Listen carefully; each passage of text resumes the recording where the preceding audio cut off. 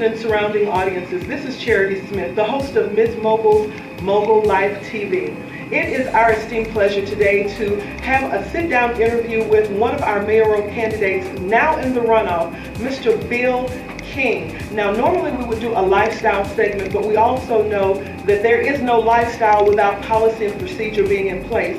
So we wanted to sit down and speak with this gentleman about what his plans are for the Houston economy and where do we go from here. Now, without further ado, Mr. Bill King.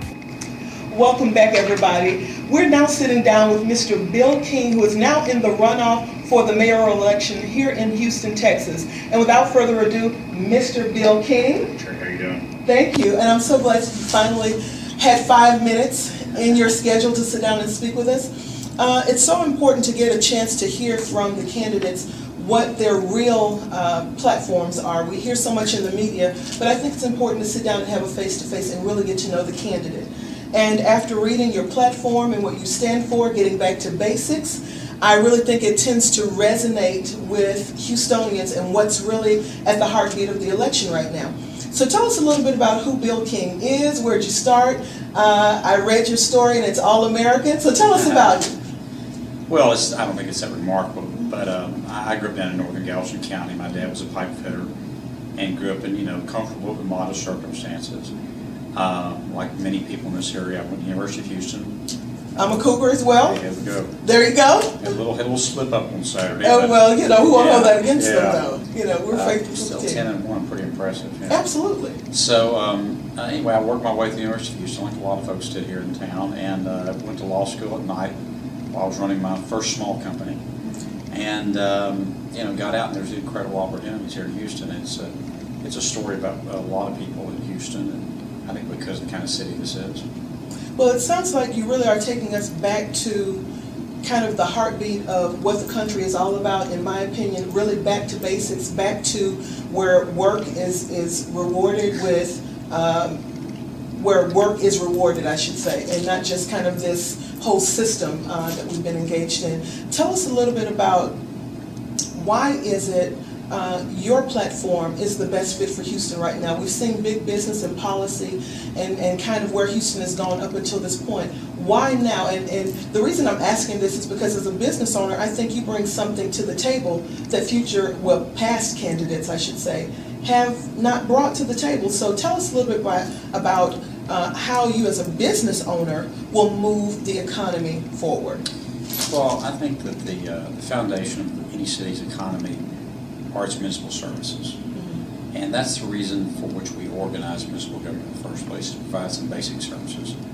Water and sewer service, building and maintaining streets, public safety, picking up the garbage. These are the reasons that we form municipal government. And over the last couple of decades, the city of Houston has increasingly wandered off to other agendas, which in and of themselves may not necessarily be bad things, but in the process they've lost the focus on those basic services. So, the streets are in the worst condition in my lifetime. I agree with you. The clearance rates at the police department are terrible. And notwithstanding the fact that we've had this incredible boom in revenue for the last 6 years, we haven't balanced the budget a single time, and we're running up huge amounts of debt for very little to show for it. So, as a businessman, when you see the kind of economic, and I will say crisis, not your word but mine, when I look at the economic crisis or what could be an impending crisis, how will you bring your business sense to the table to help bring Houston back to its glory days, if you will? So how would you do that? I think it's like any business. It's a series of incremental decisions. Everybody always wants to find these silver bullet solutions, and this is going to solve all problems, and they don't exist. It's all about making, day after day after day, decisions that make sense from a business perspective. I'll give you an example. In the budget that was just approved about 3 months ago, the city had a $126 million deficit, and in the face of that, they added 775 new employees. Now, no business in the world would do that.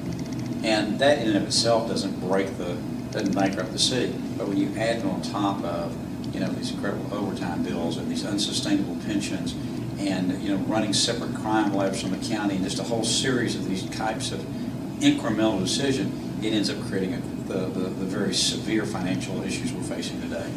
So would you say then that as mayor, you will bring to the table a savvy business sense, and I understand you have a very proven track record when it comes to business and when it comes to enterprise. So take us 4 years down the road after you've been mayor. Where do you see Houston? And that's my prediction. Yeah, so first of all, I would hope that we have our pension system reformed that's sustainable, so the employees and retirees know that their pensions are secure and will be there, not to worry about that.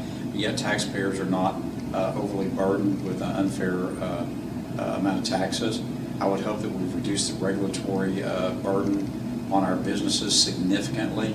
You know, somebody told me there's like 21 different permits required to open up a gas station convenience store in town. And hopefully permits are being issued quickly. I would envision that, you know, our streets have been substantially repaired. That's not something that's going to happen overnight, but it's something we gotta get back to paying attention to. And I would hope that we're doing a much better job protecting our citizens from crime.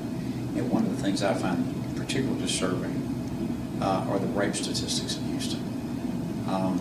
Last year, rape was up 50% in the city, and we only solved 24% of the cases that were reported. Wow. Now, this is a crime where the victims are obviously, it's traumatic just to come forward and report it. Absolutely. You know, and the hassle that you have to go through as a rape victim to make your claim. And for then, there only to be a 1 in 4 chance of the case being solved, it's pretty outrageous, really. And it's a dereliction of our duty as a civilized society to protect, you know, the people in our city. So I would like to see that we've got a much better clearance rates on crimes. We've got patrols in neighborhoods. You know, all over this city today, civic club associations and homeowner associations are hiring their own security to patrol their neighborhoods because they can't get the police to patrol the neighborhoods. Well, first of all, it's not fair that they pay taxes and pay on top of that. But the problem is about half the town can't afford to do that. And so they just go without patrols. So those are some things I'd like to see accomplished. I'll tell you one more thing. Absolutely. And that's the flooding. I've said as a goal, if I get to serve 2 terms, 8 years, at the end of that 8 years, I want there not to be a single family in this city that when we have this rain come through, they worry about their house flooding. Well, I know people who were affected by the recent floods, particularly in the Braeswood area, where it lost practically everything. And they've had to rebuild several times because of that very issue. And so I'm sure when they hear this, that in and of itself makes it worthwhile to get to the polls and make sure that we vote in the right direction. Well, I've actually flooded a couple of times in my life. Wow. Okay. When I was living down in Friendswood in 1979, we got 5 feet of water in our townhouse. And then I had a house on the bay that flooded in Hurricane Ike.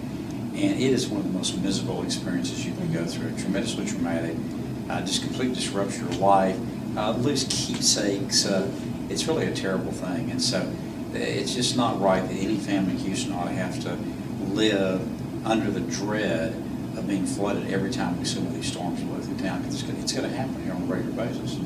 I agree with you. Now, I'm going to flip the question just a little bit because you brought up a couple of things that are particularly of interest rather to those of us who are in the real estate industry. You talked about flooding. You talked about police and manning the force. You talked about homeowners associations and that kind of thing. You talked about rape and crime in the city. Would you say that in comparison to the national averages, how would you say that Houston is positioning itself now to beat those statistics? When we look at a New York City, when we look at a Miami, Houston is bringing in a lot of folks now because we do have strong industry and we are building, etc. So what makes Houston attractive? Now we know the things that we need to work on. How will you capitalize on what we're doing well and make it more attractive for relocation? Well, I think that one of the big attractions is we're affordable. And the cost of housing here is low. But if we keep raising these property taxes like we're raising them, we're going to be a lot less affordable.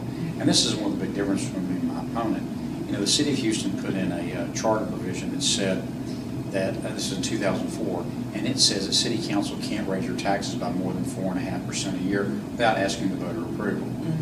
You know, at 4.5%, your property taxes go up 50% every 8 years. And so My opponent has said that the city just can't live that restriction, needs to get rid of it. I think that's a big mistake. I think the city needs to live within its means. Affordability is one of the things that makes Houston so attractive. The other thing, though, I think that makes Houston attractive is the energy industry. I mean, it's been the hot industry the last Absolutely. 10 years or so. But I think that we make a mistake if we think that will go on forever and we can rely on it forever. That's what Detroit did with the automobile industry. It was the world center of the automobile. It could possibly ever go down, and that industry changed dramatically. And energy will change over time. So we need other legs to our economic stool, like biotech, promoting the medical center, the commercialization of space, promoting Johnson Spacecraft Center. We need to put some other legs on this stool. I agree with you. Now, because we know we are kind of cramped for time, in closing, what would you like to leave with the viewers about Bill King the person, Bill King the businessman, and ultimately Bill King the future mayor of Houston? Well, I think like the only reason I did this, I'm at the end of my career. I've retired, financially secure. The only reason I did this is because I love the city. I came here as a wet behind the ears young lawyer, didn't know anything or anybody, and there were these incredible opportunities in the city. And then in the 1980s, I lost everything in the real estate business and had to start all over. And there were dozens of people that I knew in Houston that said, okay, Bill, fine. You fell on your face. Get up, dust yourself off, and get back in the game. And there were these opportunities. And that's when I really fell in love with the city. It's just there's not many cities like that out there. And the idea that we could become a Detroit or Chicago with all the problems they have and with a lack of opportunity just makes me physically ill, to tell you the truth of the matter. And I decided not on my watch. By God, it's not going to happen on my watch if I can possibly help my city. Well, ladies and gentlemen, that's why I'm sitting down with Bill King. He didn't ask this, I'm asking this. Go to the polls and vote. Vote for the future of Houston. I'm asking you, vote for Bill King.